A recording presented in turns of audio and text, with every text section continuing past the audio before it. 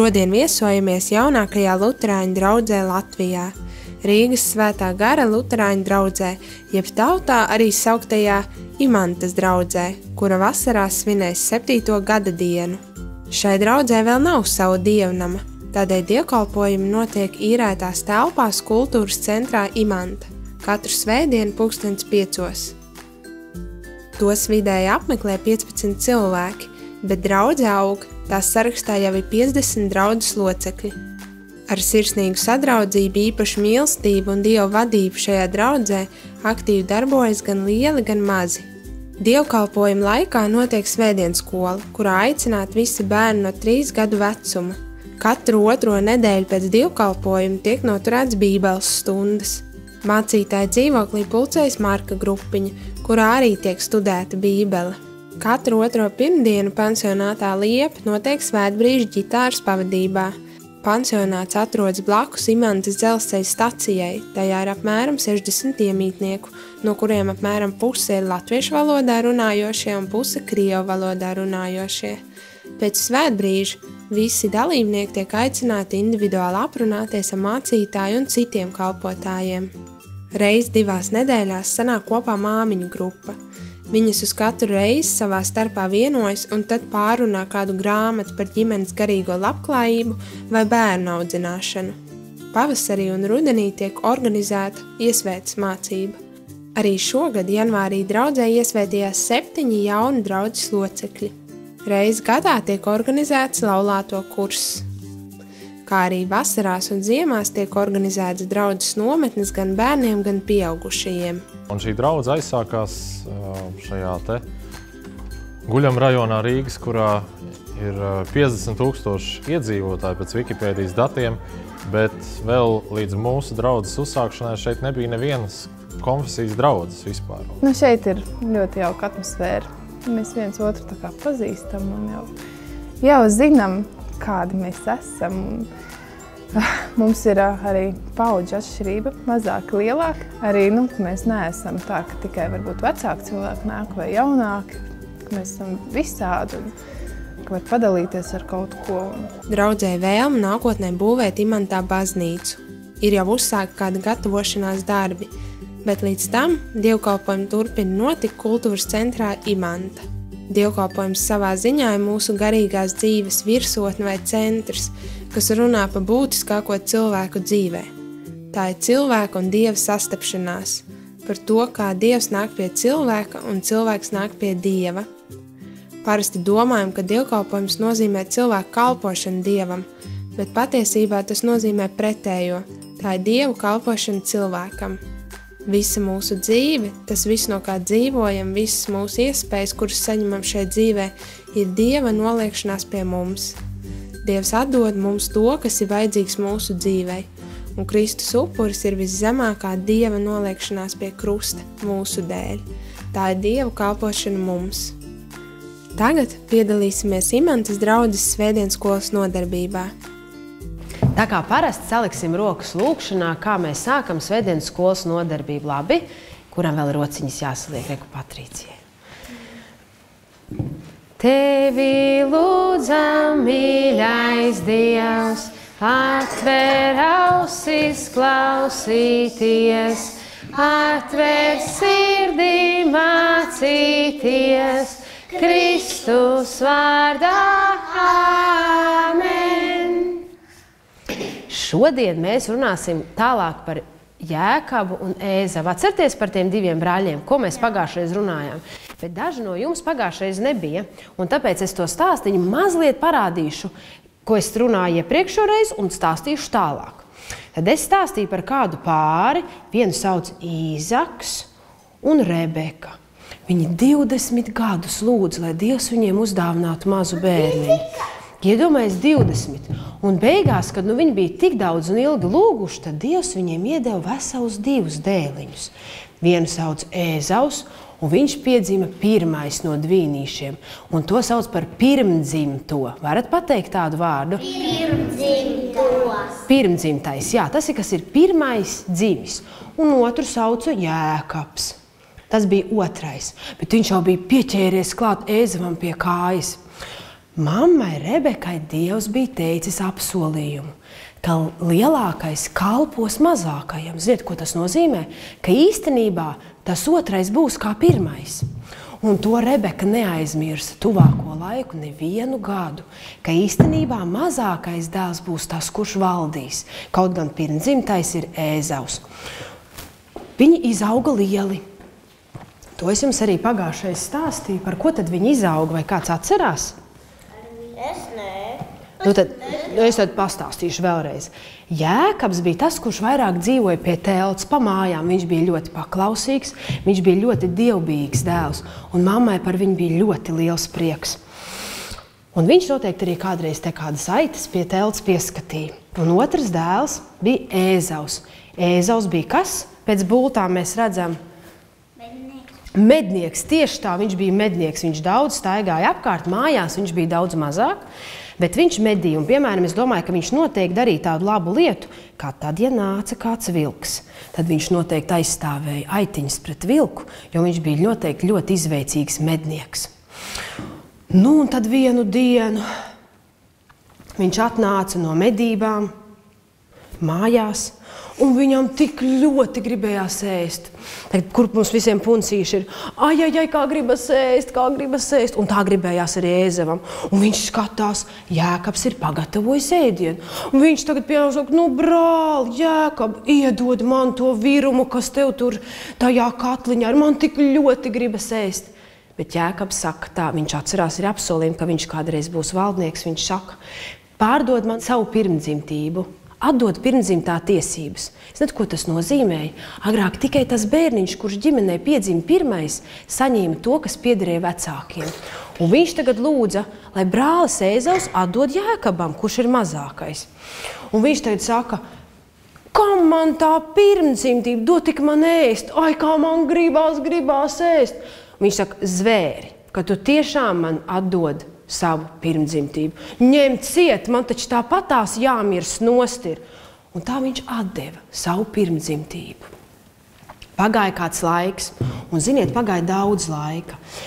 Pagāja veseli 35 gadi, un pa to laiku brālis Ēzavs, viņš bija apprecējis 2 sievas, bet nevis no savas cilts sievām, bet no neticīgajām.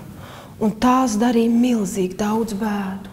Viņas darīja tik daudz bēdu, ka vecāki, Īzaks un Rebeka, dikti bēdājās. Un viņiem bija šitā te, vai manu, saliekam visi rociņas klāt pie sejas. Vai, cik viņiem bija grūti, kā tās Ēzavas sievas darīja viņiem abiem pāri. Un tad pagāja vēl kāds laiks.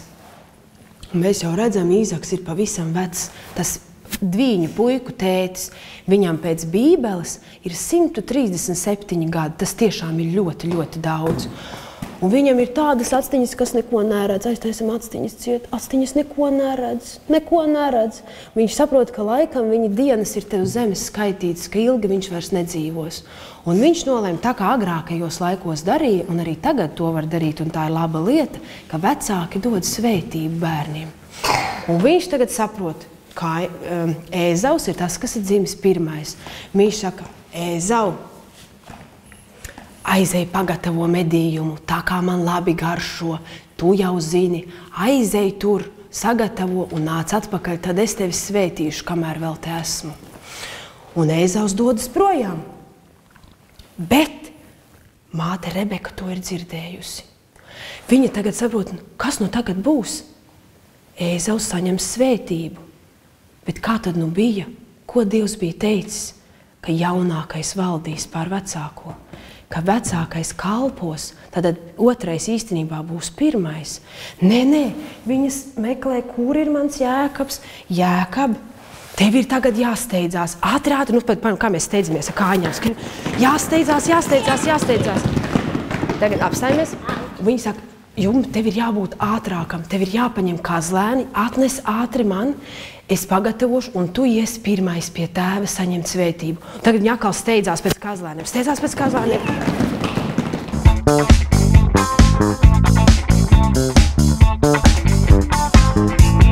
Kas tad notika tālāk?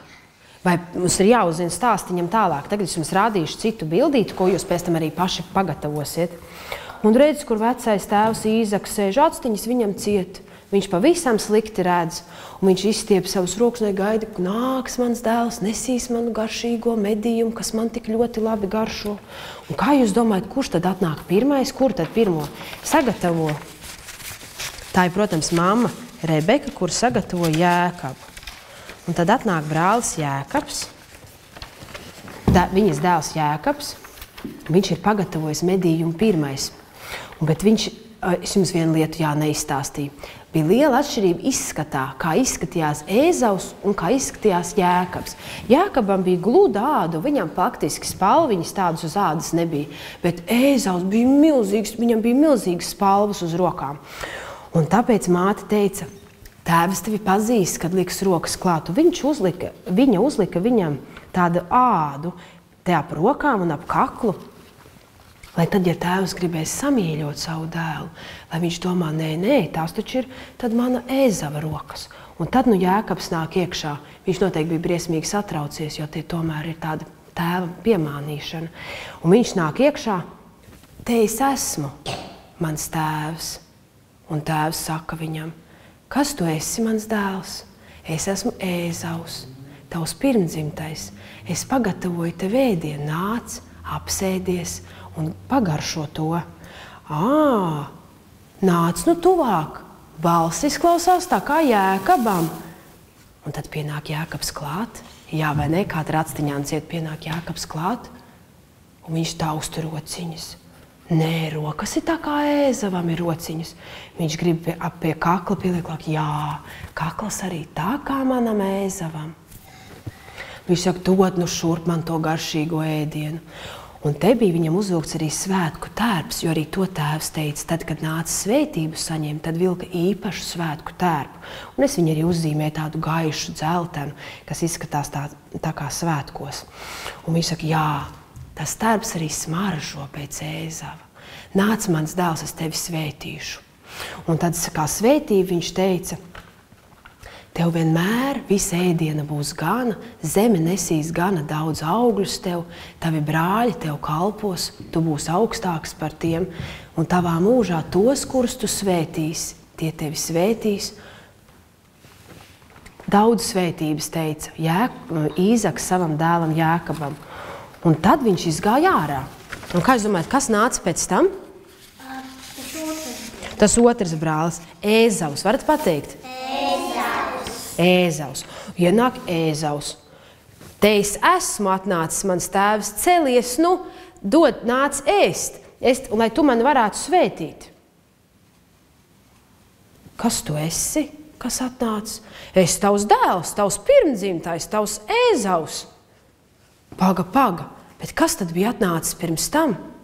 Es jau svētību atdevu. Kā? Tas ir mans brālis bijis, Jēkabs ir bijis. Viņš ir atņēmis svētību, kas bija domāta man. Viņš jau 2 reizes man ir noņēmis svētību. Vai? Un tad viņš sāk vaimanāt, kā tur bija. Vai. Un viņš saka, tēvs, vai tev nav neviena svētība vēl palikusi priekš manis? Un Īzaks saka, bet ko es esmu teicis, to es esmu teicis. Es tev nevaru dot to pašu svētību.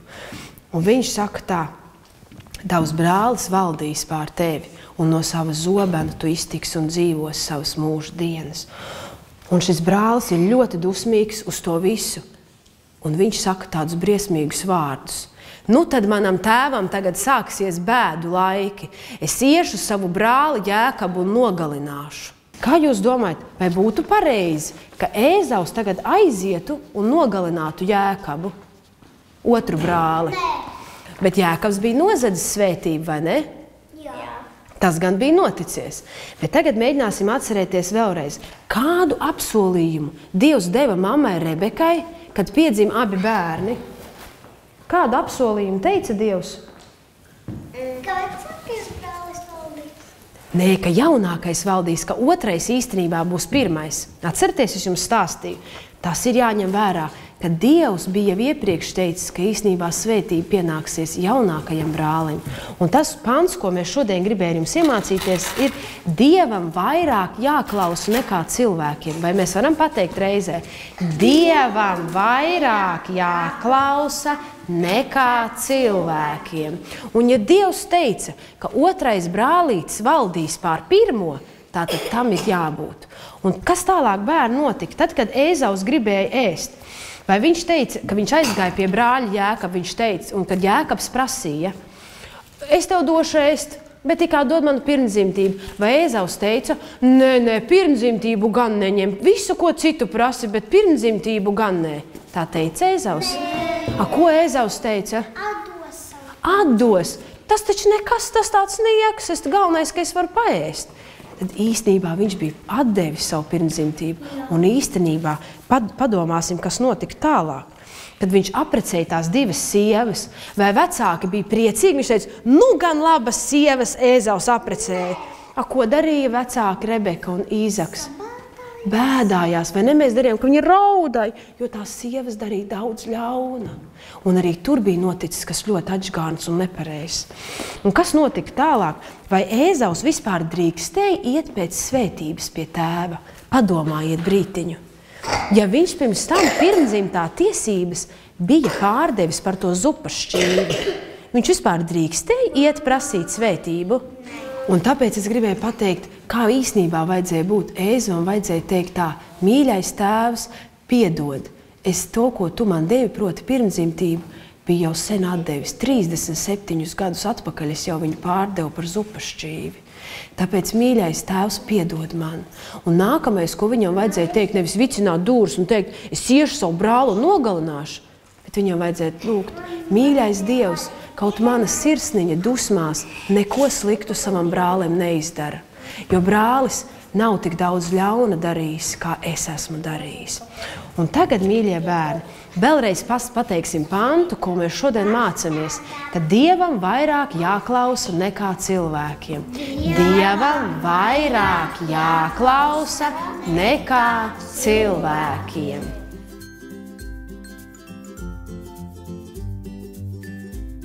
Svētdienas skola draudzē nebija gluži tas pats pirmais, kas sākās.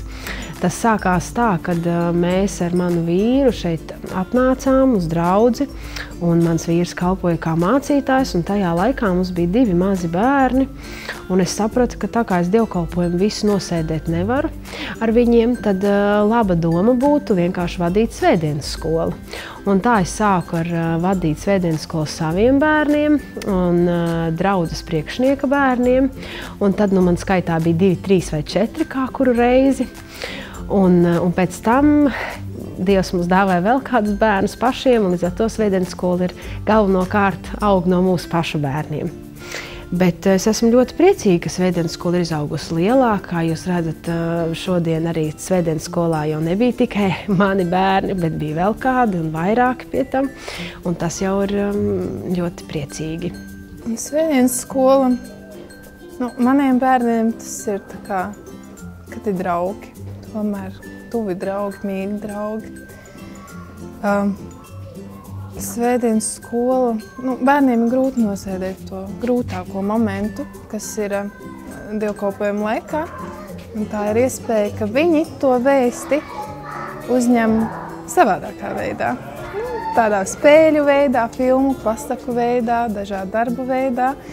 Bērni daudz piefiksē. Tad, kad sākām nākt, manas meitenes skaidri zināja, ka zakt nedrīkst, un ļoti to uzsvēra, un tādas, baušu lietas. Un, kad, protams, viņi iemācās, un tas ir patīkami, kad nav viņiem tādi smagi, tas viss jāstāsta, jo es varbūt tās tādas lietas neizstāstītu, kā grib izstāstīt, kā viņa iemācīt, un kad viņi uztver, tas pavisam patīkami ir.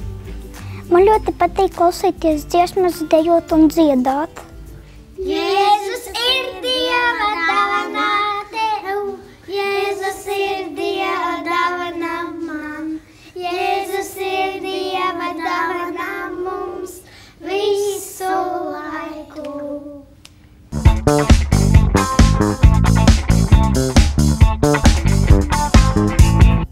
Pūpoles svētdiena, ja precīzāk palmu svētdiena, ir kristiešu svētki, kas vienmēr iekrīt svētdienā pirms lieldienām. Palmu svētdiena savu nosaukumu ir ieguvusi no palmu zariem, kas šajā svētdienā katoliskajās baznīcās tiek svētīti. Pie mums, kur palmas neaug, to vietā svētī pūpoles, kas ir pirmie pavasara vēstneši. Tāpēc latvieši šo svētdienu sauc par Pūpoles svētdienu.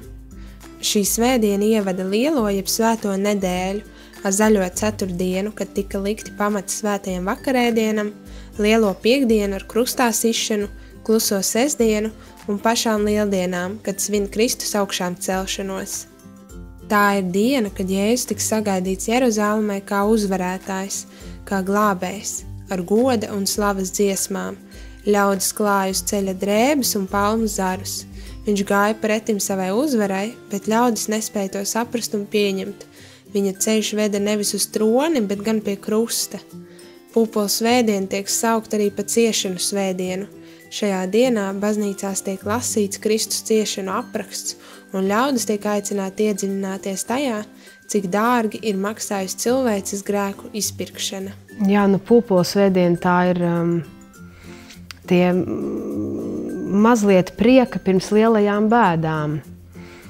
Un tāda mazliet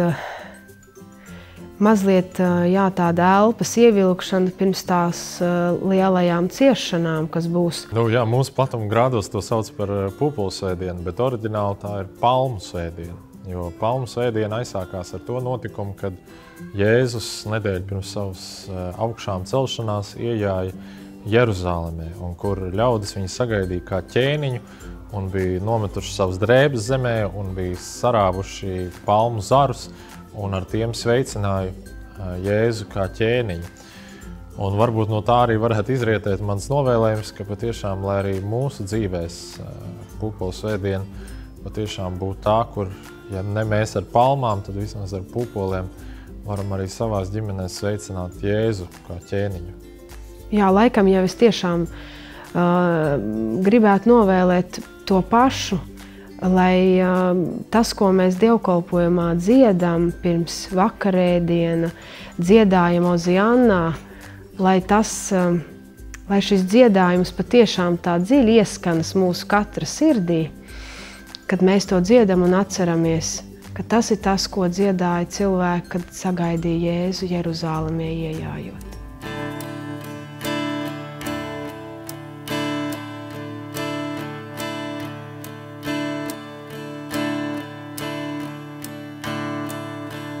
Dievs svētī un cel sev pretī, kad velts, lai tās kājas, kas vājas, sirds sagurusi skumst augšām ceļās un iet. Dievs svētī un cel sev pretī, kad velts, lai tās kājas, kas vājas, sirds sagurusi skumst augšām ceļās un iet. Lai iet pie tevis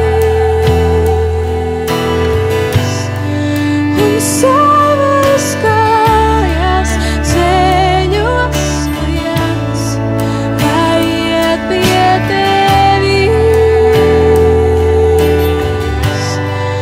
un savas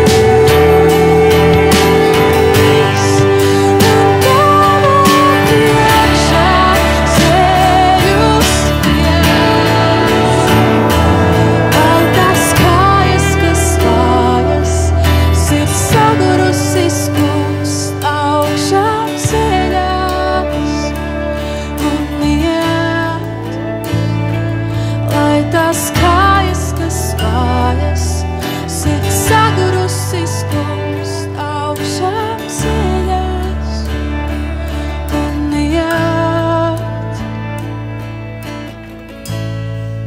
vai skrien pie tevis.